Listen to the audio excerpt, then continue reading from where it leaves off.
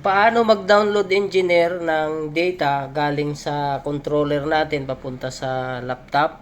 Pagkatapos natin siyang ma-export, ngayon, ida-download na natin siya, kukunik natin yung Type-C dito, papunta rito sa laptop natin para makuha natin yung in-export natin. Okay? So, itong Type-C engineer, pa-plug mo lang dyan. Then, yung dulo ng isang Type-C, doon naman sa computer mo.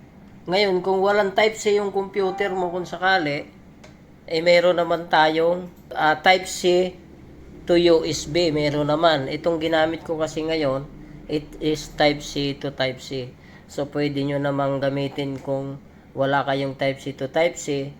Type-C itong sa controller at yung dulo naman ay USB. Okay? Then, kapag na-connect mo na yan, engineer, dito naman sa controller natin, swipe mo lang pababa to, pa ganyan.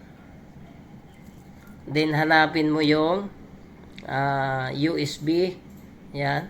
Then ito, Android system, USB, charging USB, makita mo yan. So may mga option pa dyan. Tap mo lang yan. Then tap mo to. At itap mo yung file transfer. Yan. Naka-check dyan sa file transfer. Yan, dapat ganyan, no? Para ma-read siya dito sa computer. No? Okay? Okay. Pagdating naman dito sa computer engineer, open nyo lang yung folder,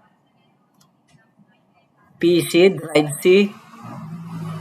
Then, hanapin nyo yung pangalan ng controller nyo. Yung ginamit ko ngayon, UC10. Ito, makikita ko sa lower left.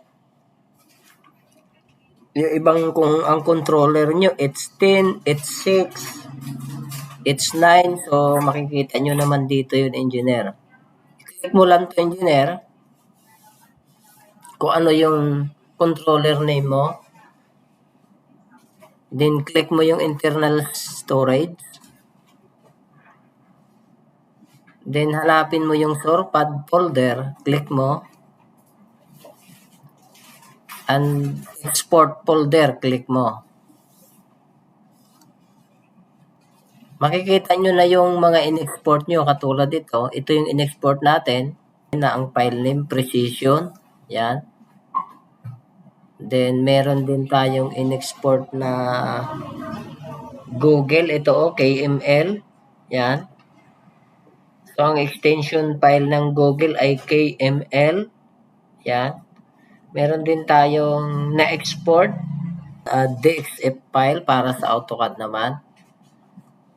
So, ngayon, unahin ko yung Excel na lang muna para mabilis.